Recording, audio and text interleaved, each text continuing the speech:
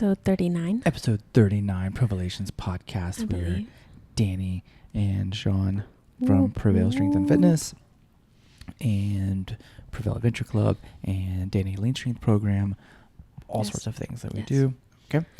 We are going to get straight into some like tactical, quick, absorbable, a little bit of a bite-sized podcast, right?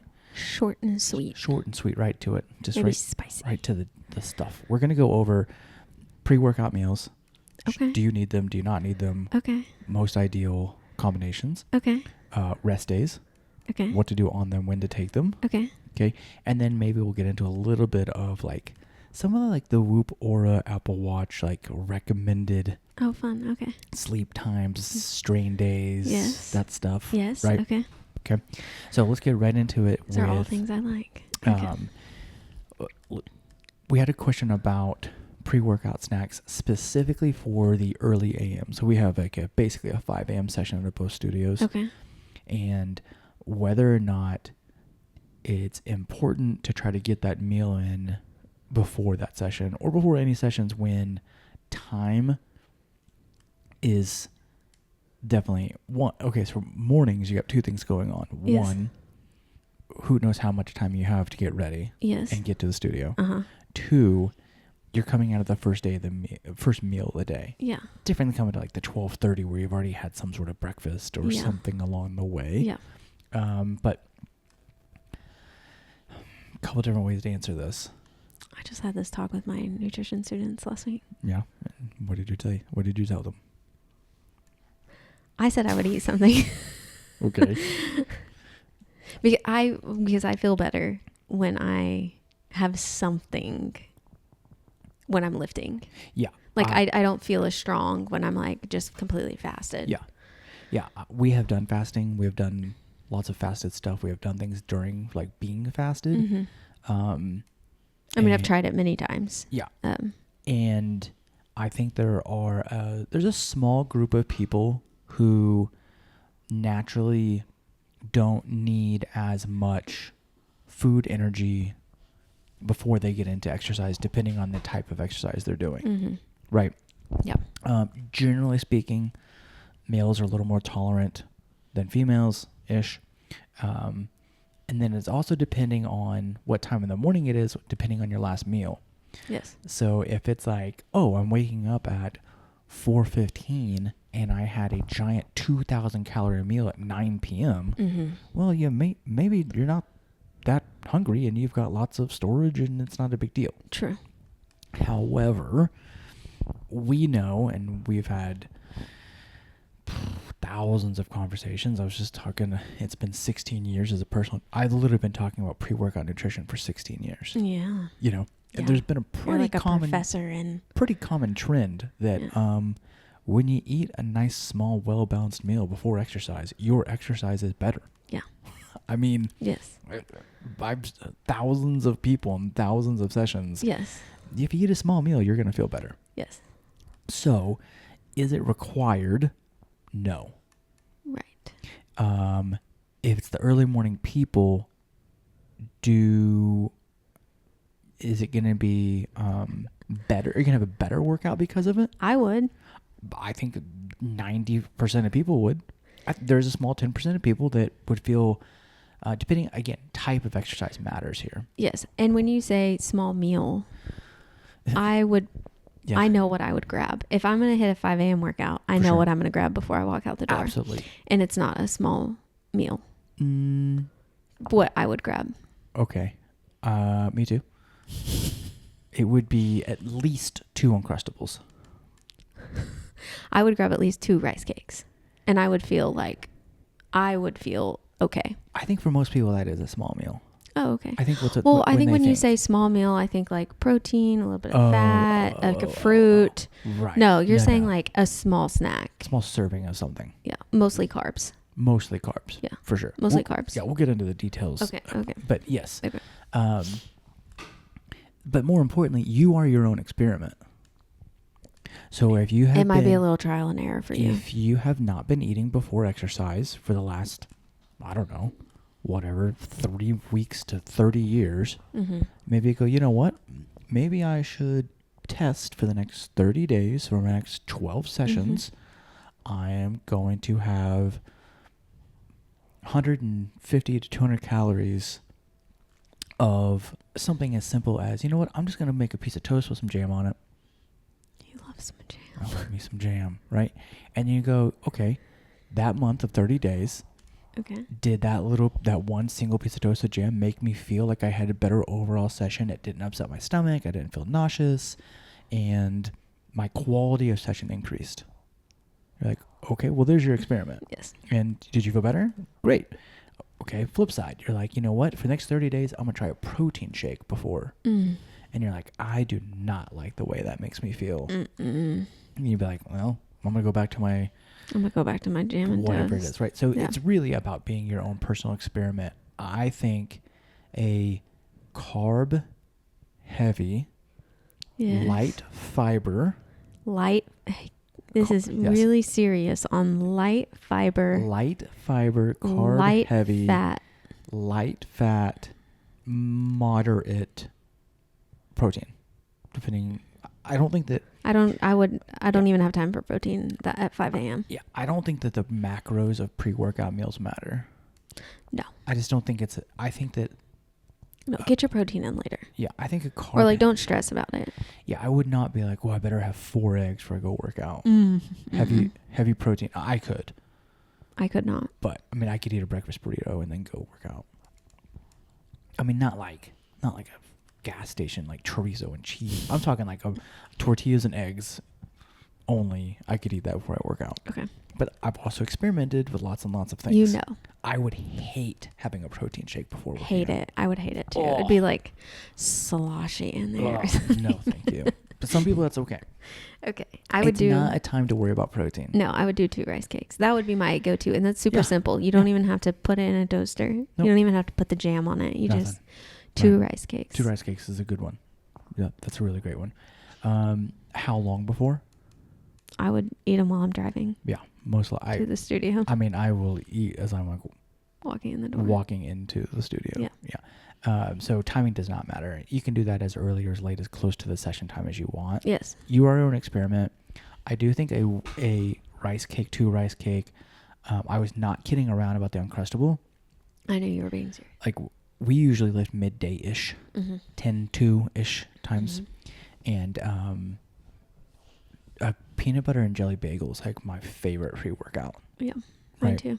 Minus the jelly. Lots of carbs, get a little bit of fat so it doesn't get like, if I have a pure carb only, like sugary stuff, which is rare, but I can have a little bit of like a blood sugar spike and drop. You can? Yeah, I can feel like if I don't attach a protein or a fat to my meal, I'll like feel good for like 12 minutes and then like hit a slump because I hit this big sugar high. So you definitely don't want to be like, oh cool, I'll have 10 pieces of candy on the way to the gym because they said carbs. 12 minutes. But rice cakes, toast, oatmeal kind of gets a little fibery. You might want to give yourself way more time if you're going to go that route. Yeah. Fruit, banana peanut butter, banana almond butter. Banana so easy. Banana and a rice cake. Yeah, I mean that's so good. Rice cakes just sit on my stomach so easy that that's why I say rice cakes, and it's just no think for me. Yeah, rice cakes are great. You can even do. You can just like put a sleeve of rice cakes in your car. Yeah, you can also like if you make rice with your dinner before, you make a little bit extra, and you can just eat white rice. You can straight up like. As your carb source, potatoes, sweet potatoes. Or half of a bagel with nothing on it. White potatoes, half a bagel. All that stuff is really good.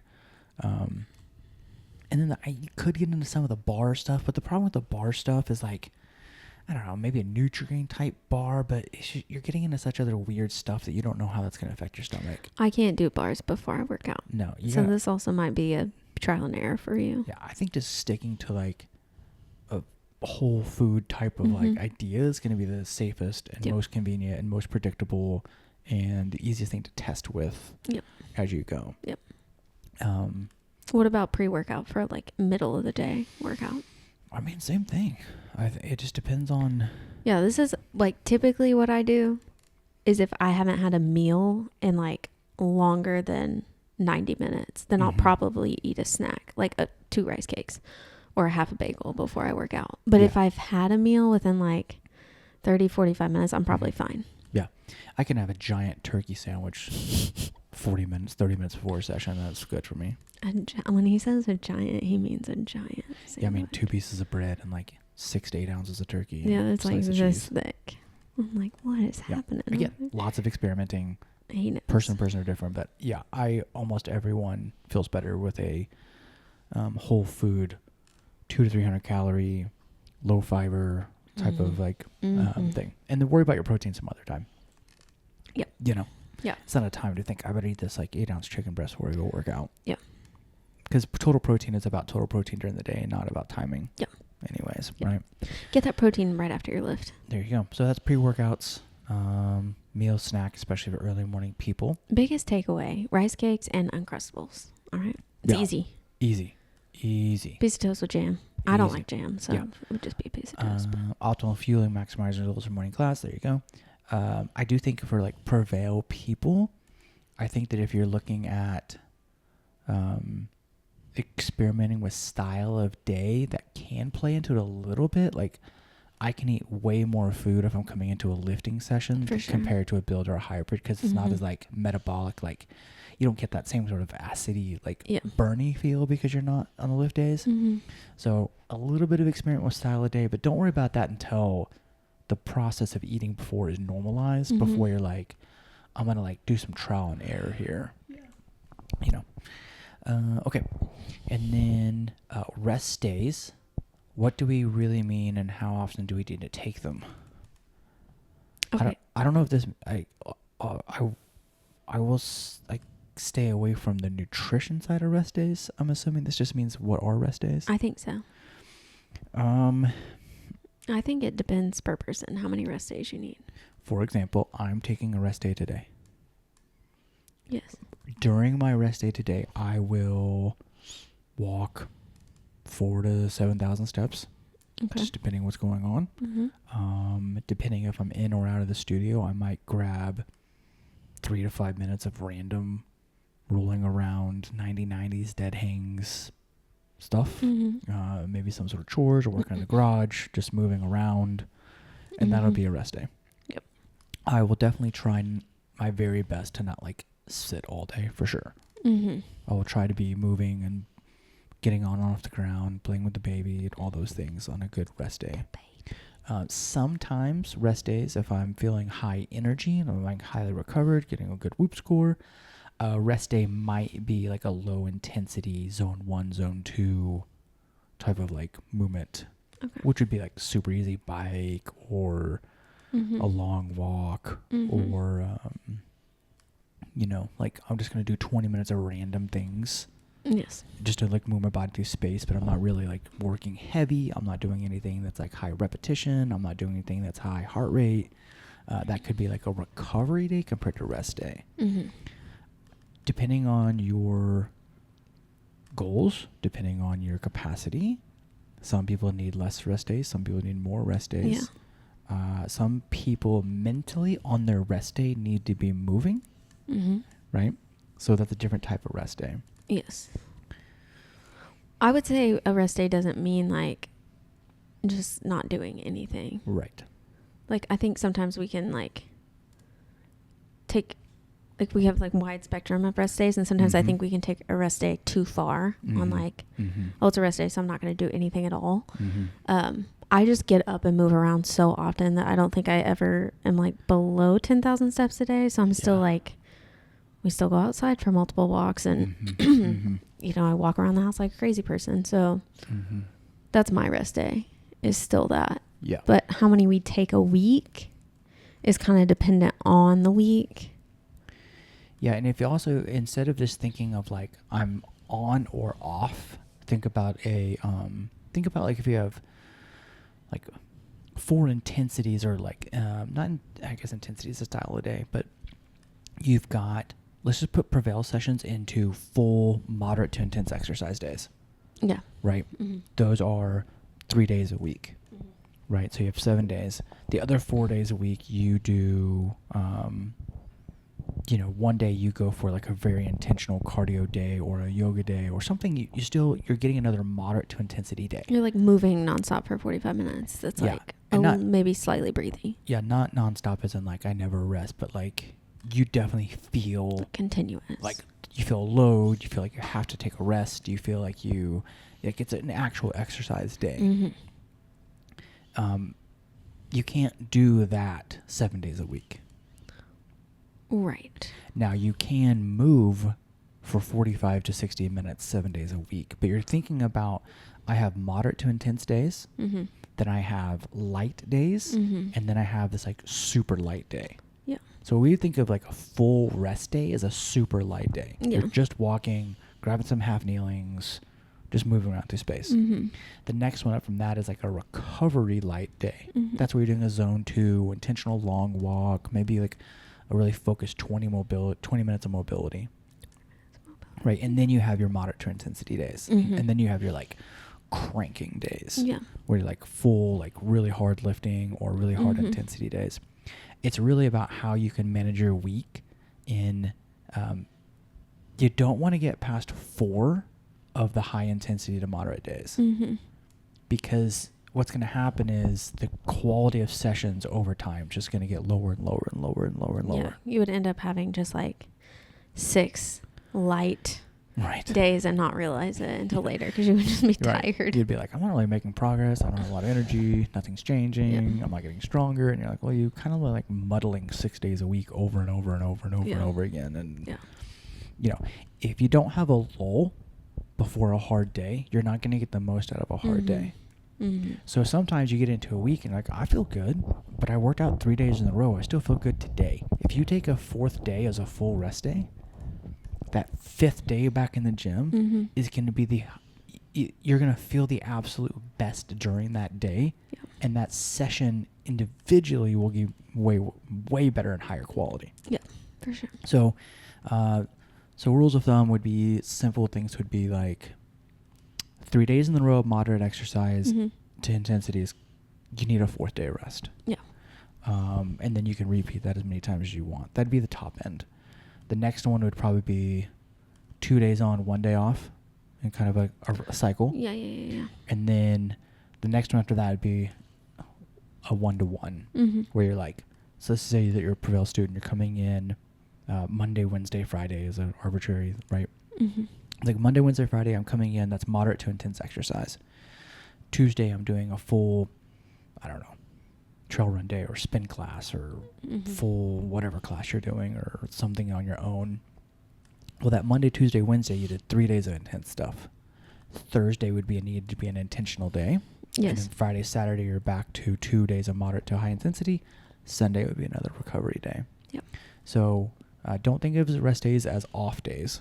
Yeah. Think of them as I think that's the biggest thing. Think of them as lowest intensity days. Yeah. The opposite side is if you never take rest days, you need to take some low days. You need to intentionally plan some like intentional low days. Some days those days will feel like, oh my goodness, I really need this day. Mm-hmm. And sometimes you'll feel like, God, this is like, I'm losing progress. I need to do something. I really feel like I should do more. Yeah. But you need them. But you definitely need them. And I don't think there's anyone who needs more than 2 super light days a week. Probably not. I mean, we talked about someone, you have all the mental stress. Oh, and yeah. sometimes you can't handle the mental stress because you haven't given your body enough physical stress. Yeah. Right? And you need to do something mm-hmm. every day or more often because you're actually going to feel better and feel more recovered. Yeah. If I take 2 days in a row of rest days, mm-hmm. My 3rd day I'm actually generally less recovered. Yeah. Because my body's like, you didn't give me any kind of stimulus. Yeah, for sure. So I'm not going to respond to it, which means I'm just going to feel worse and worse and worse. Yeah. And that's an individual thing. So that's kind of rest days. That rolls us into like Whoop. Yes. Aura mm-hmm. kind of things. The Whoop. What is Apple the Whoop? Watches. It's all the same window of these are data tracking HRV, resting heart rate, sleep score mm-hmm. stuff, right? And the specific question was like, what if Whoop tells me to go to bed at 8:30? I'm not a toddler. Oh. I mean, mine tells me every night to go to bed at 8:30. well, think of the Whoop is hard because we love it. I do. I love the Whoop. But we learn from its past data to create better habits for us. We don't use its suggestions daily. Right. Right. Yeah. So it's more about looking back and learning than it is about, well, it says this today. I need to do that today. Yeah. Sometimes my Whoop, too, if you're specifically asking about the Whoop, I feel like it tells me to start getting ready for bed because it knows that, like... Consistent wait times. Yes, that, and like... stress that, and like, strain. I don't actually fall asleep until a specific time. Right. Or, like, around. So it's like, maybe if you start to get ready for bed now, you'll fall asleep 30 minutes earlier. You know, it's not really telling me to go to bed at 8:30, but it's like your optimal window to fall asleep is 9:15. Yep. You've been falling asleep at 10. Go to bed at 9:15, you know? Like, yeah.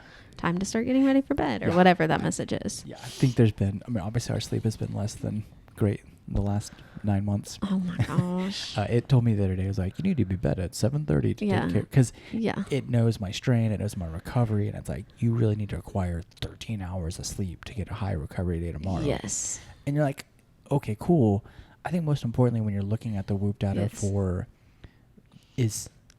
it's going to reward you, and your body will reward you when you have consistent sleep times. Yeah, so consistently going to bed and waking up at the same time. Yep. All throughout the week. Different than volume than, of sleep. Yes. But the volume of sleep is part of it because it's going to consider quality of sleep. Yeah, but the quality of sleep plays into you going to bed and waking up at the same time. Right. Yeah, more than like, oh, well, I only sleep 7 hours. It keeps telling me I need 8. Mm-hmm. Well, it's not going from 7 to 8 that may increase your energy and sleep score. It's actually you being like, oh, I'm just going to go to bed at 9:15 every night. Yes. That will increase your quality of sleep and increase your recovery, increase your energy more than trying to chase more and more hours in bed. Yeah.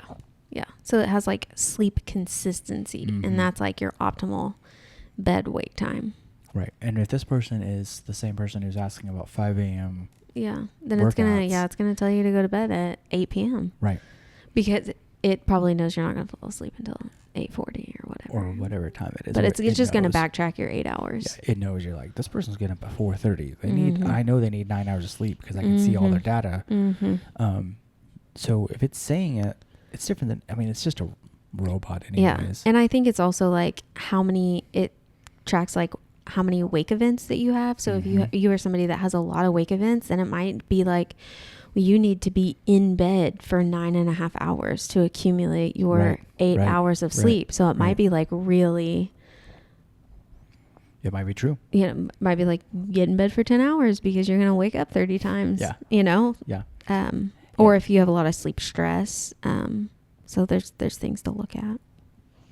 Its suggestions are probably the best suggestion. Yeah. Because, okay, it even like I'm looking at mine on my little graph. So there's a part that says hours versus needed hours.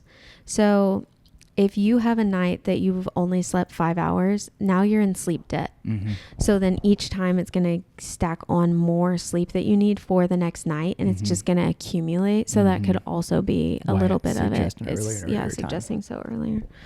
Because it knows what time you're going to wake up. Yeah. It's not that I like ignore the thing, but like right now sleep is just not that optimal. So I think sometimes it's like, okay, well, what steps can I do to make my sleep any better?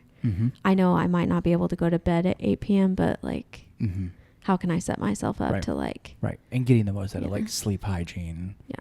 You know. From consistent sleep times to temperature, to light, to noise, to food before bed, alcohol or sugary things before bed, or high fiber things before bed, or, you know, there's lots of things that can contribute to that. Yeah. But they're also... You're your own experiment, and the Whoop is just recording all of your data for your own experiment. That's true. So if it's saying 8:30, you're like, well, I don't think I'm going to go to bed until 11 because I really want to watch the next 2 episodes of Blank and Blank. Yeah. Well, maybe you mix the middle, and you're like, I'm not going to bed at 8:30. That's not going to happen. But I'm also not going to wait until 11:30. Yes. Or maybe I should try to get to bed as soon as possible and, you know, shut down whatever it is I need to shut down with getting my laptop out of my lap or Yes. phone down, Which or is so hard. I need to hard. try a no scroll before bed again, because It's- I can doom scroll on some TikTok, some like painting of the houses. I'm like, why? I'm not renovating anything right now. It's not so easy. hard. But we're not robots. These are just all things to consider in your own little experiment. Yes. Where you're like, well, I'm not going to bed at 8:30. Well, what can you do at 8:30? Right. Or what can you do at 9 to like start to increase the quality of the time and the quality of sleep you do have, Yes. instead of the duration. Yes. And Whoop, and I don't know about the other ones, but Whoop does a really good job of creating. Their AI is really good now. Their questionnaire is really good, so you can literally start recording. Like what? Were you on like watching TV at night? Were you eating late? Were you? Yeah. I mean, there's lots of things you can start to record in your experiment. Yeah. Where you're like, oh, let me track the days that I am